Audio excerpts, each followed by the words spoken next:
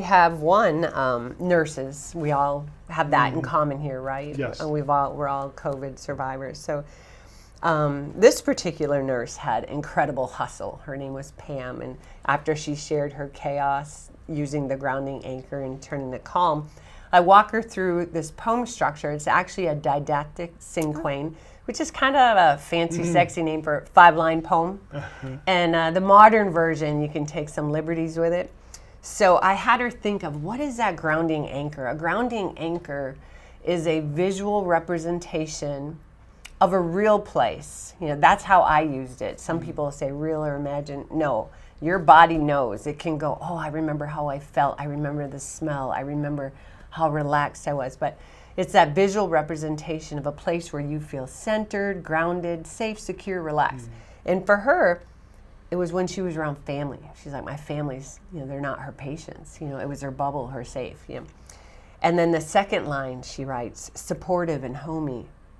And then the third line has to show action, right? It's coming alive, rocking, welcoming, relaxing. And then a short little prose, always the same home. Her family has a little mountain home up and they escape to. They get out of the hustle. And then the last line is like a synonym for what she led with. Like, is her anchor really family or is it an emotion? Usually it's some kind of emotion. And it was love. So that word love becomes Pam's mantra.